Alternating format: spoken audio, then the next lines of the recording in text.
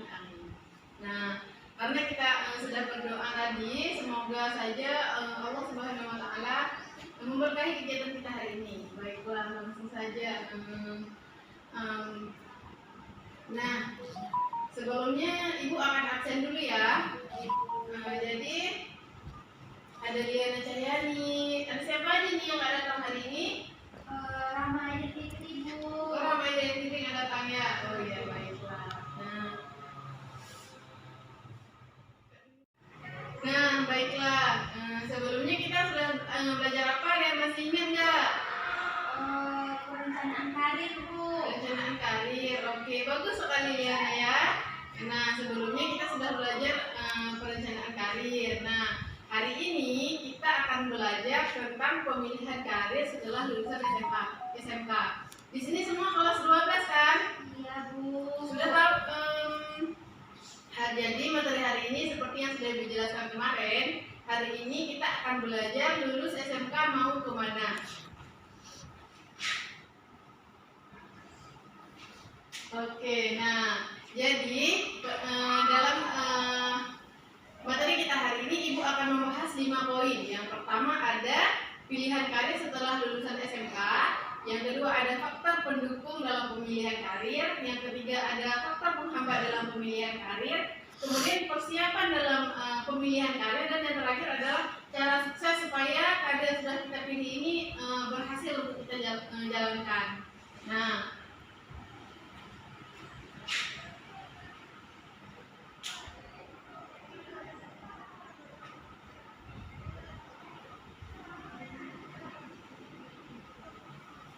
oke, nah seperti yang sudah kalian lihat, yang pertama itu ada pilihan karir setelah lulusan SMK.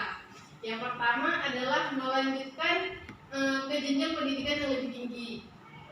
Nah, di sini semuanya SMK dari jurusan apa aja nih? Pertanian, Bu.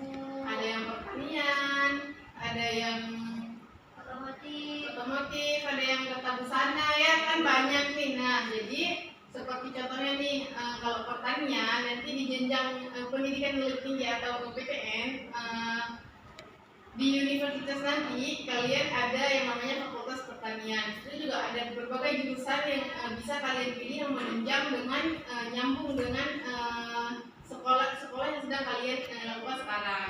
Yang kedua adalah bekerja. Nah, kan kalian tadi ada yang seperti contohnya itu tata busana. Nah, di tata busana ini kita bisa membuka usaha sendiri, bekerja sendiri, contohnya misalnya bikin butik sendiri, atau nanti kita bisa membuka kayak tempat jahit baju gitu. Selanjutnya adalah membuka kursus. Nah, seperti yang saya jelaskan tadi, karena kan kita sudah ada pengalamannya nih. Nah, jadi kita bisa membuka kursus sendiri, bisa di rumah atau nanti kita bisa membuka di tempat yang lain supaya orang lain bisa mengikuti kursus yang kita buat. Selanjutnya adalah bekerja mandiri seperti yang sudah dijelaskan tadi.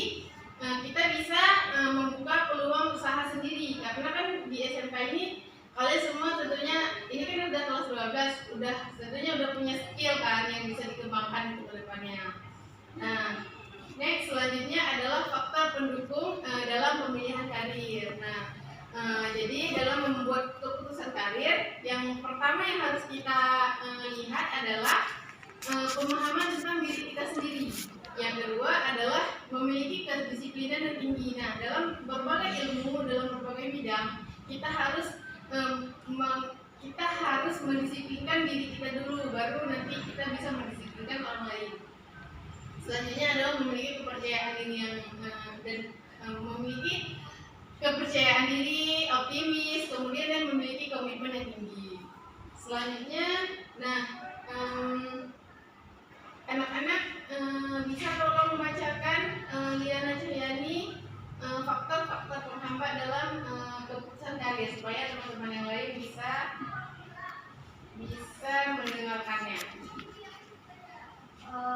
Yang pertama, Bu, ada kurangnya percaya diri, terus kebiasaan dan perilaku buruk, kemudian yang ketiga kurangnya informasi, yang keempat tujuan karir dan nilai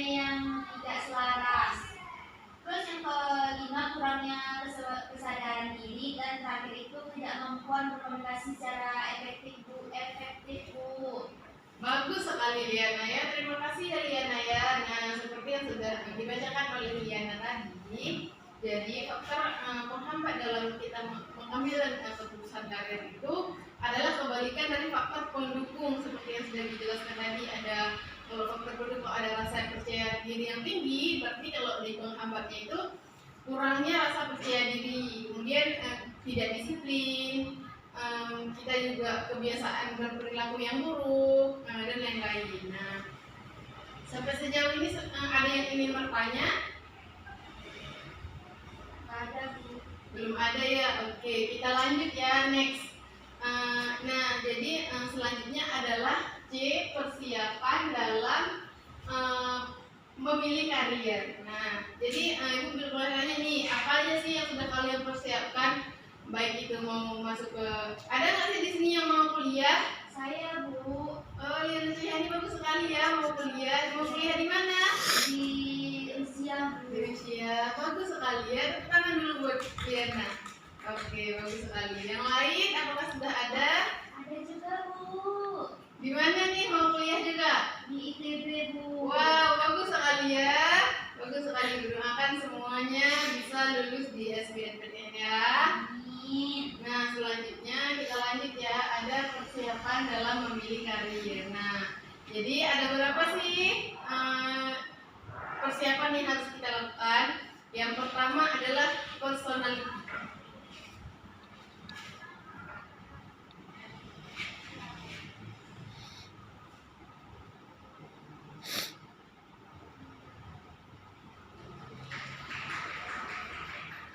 Nah, personality atau kepribadian ini adalah apakah ada kecocokan antara kepribadian yang kita miliki dan karir yang akan kita pilih. Hal ini adalah dalam personality kita ini kita bisa lihat nih cocok nggak, misalnya nih kita mau lanjut kuliah seperti Liana bilang tadi di usia, cocok nggak kita masuk ke jurusan itu, cocok nggak kita, jadi kita harus melihat dulu kecocokan dalam diri kita dengan pemilihan karir yang akan kita lakukan. Yang kedua adalah motivasi. Nah, motivasi ini sangat penting ya anak-anak.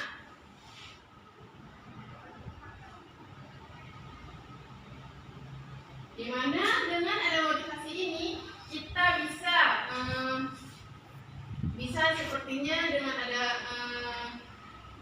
motivasi ini kita akan menemukan karir yang tepat dengan kita. Nah, Ibu misalkan contoh nih, kita nggak ada minat, kita nggak ada motivasi buat kuliah di situ. Contohnya kayak ada paksaan, atau nggak nanti ada suruhan dari orang tua. Nah, jadi karena dengan tidak adanya motivasi dari diri kita sendiri, nanti pilihan karir itu akan zonk gitu. Kita nggak akan dapat apa sih yang mau kita capai, gitu ya.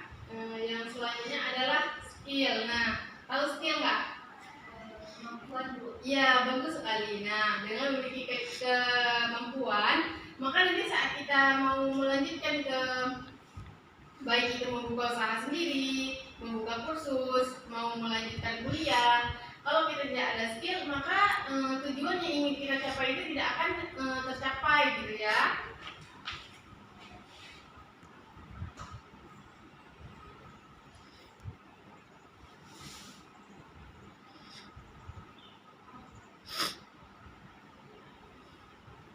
Oke, selanjutnya ada apa aja? Apa lagi nih? Ada yang tahu nggak? Oke, nah selanjutnya itu ada namanya valus atau nilai-nilai. Nah, dalam nilai-nilai ini adalah gimana gaya hidup kita, gaya hidup yang kita inginkan. Contohnya itu adalah seperti keyakinan, agama atau panduan etika yang akan kita ikuti. Misalnya nih, ada jenis organisasi atau orang yang ingin bekerja untuk penyaluran produk atau jasa ini berkontribusi di dalamnya. Nah, jadi kita harus melihat nilai-nilai.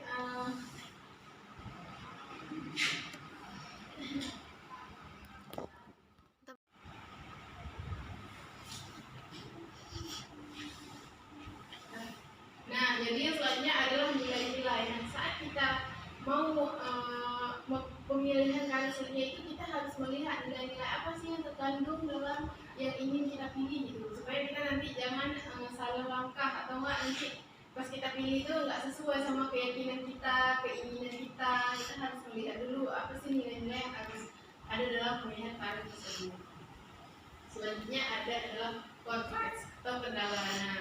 Nah, kendala ini biasanya bisa seperti kendala keuangan atau keterbatasan. Contohnya nih, misalnya kita mau melanjutkan ke jenjang pendidikan yang lebih tinggi, tapi kita nggak mampu gitu. Contohnya mau masuk ke universitas ke PTN jangan, tapi kita nggak cocok di situ. Bukan nggak cocok karena keuangan kita terbatas gitu, ekonominya kita juga harus lihat itu, jangan sampai nanti setengah jalan di stop jadi rugi gitu kan. Lebih baik kita buka usaha sendiri atau enggak nanti kita bisa buka apa gitu khusus gitu. Nah, kita harus melihat dulu sih bagaimana kondisi keuangan keluarga kita.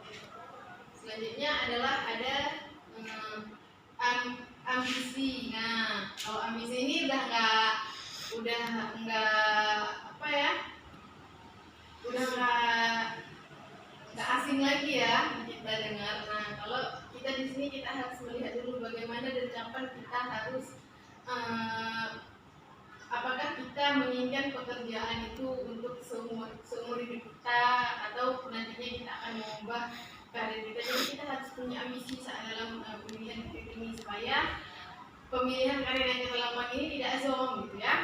Selanjutnya adalah yang terakhir adalah kesempatan. Nah, dalam pemilihan karir ini kita juga harus melihat seberapa besar sih kesempatan yang kita miliki dalam pilihan kita ini. Contohnya nih, kita mau bekerja. Nah, kita harus lihat dulu, ini kalau kita buka pekerjaan ini berapa sih biaya yang dikeluarkan? Ada nggak sih kesempatan yang bisa nggak sih kita ditampung di sini begitu ya?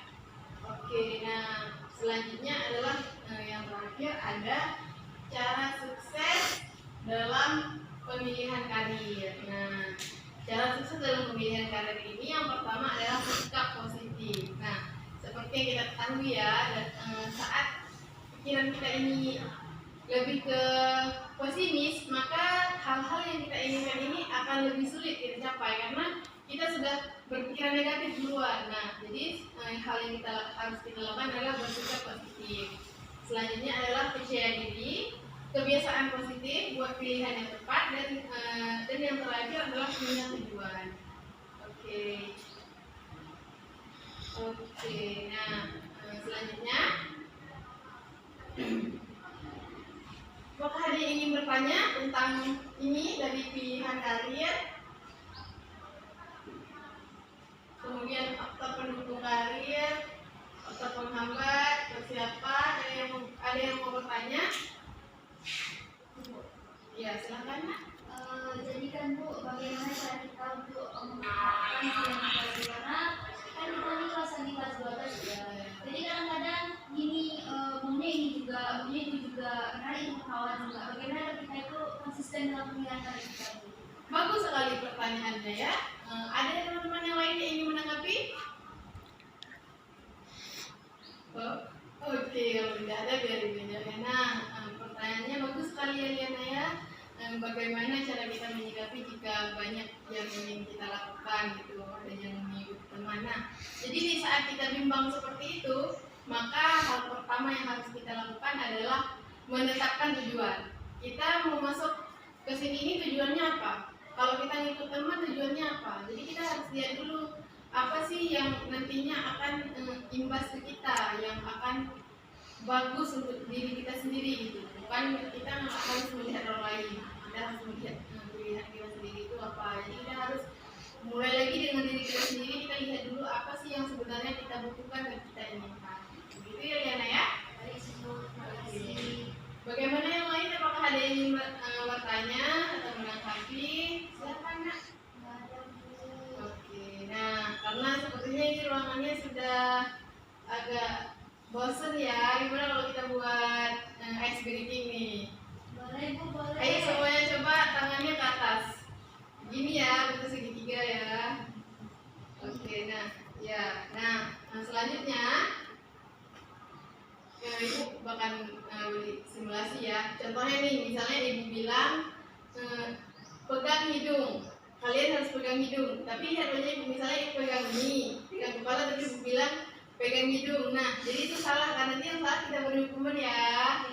Oke, selanjutnya kita mulai simulasinya ya. Yang pertama, pegang hidung, pegang mata, pegang telinga.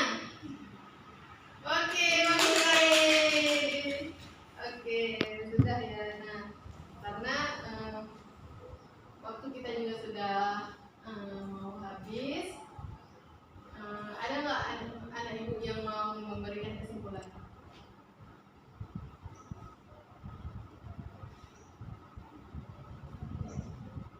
Ibu saya. Ya, silakan Kak. Nah, jadi kesimpulan dapat kita ambil untuk materi hari ini yaitu tentang pilihan karir setelah lulus dari SMK.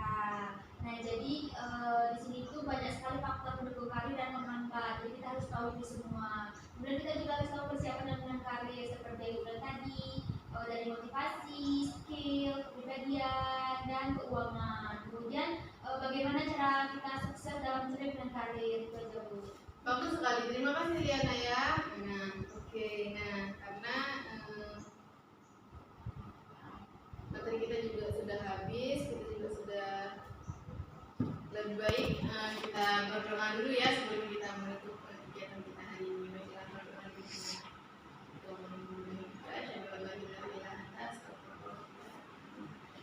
Baiklah, sekian dari Ibu. Semoga materi kita hari ini bermanfaat dan bisa diterapkan oleh anak-anak semua ya.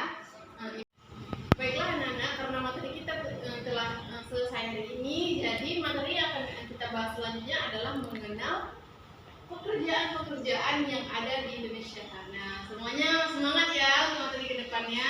Jangan lupa juga membawa buku, nanti Ibu akan mengirimkan ke Google Classroom supaya anak-anak bisa melihat apa aja sih pilihan-pilihan pekerjaan-pekerjaan yang ada di Indonesia sebelum kita masuki ruangan minggu depan. Baiklah, mungkin yang saja dari Ibu. Akhiri, assalamualaikum warahmatullahi wabarakatuh. Waalaikumsalam warahmatullahi wabarakatuh.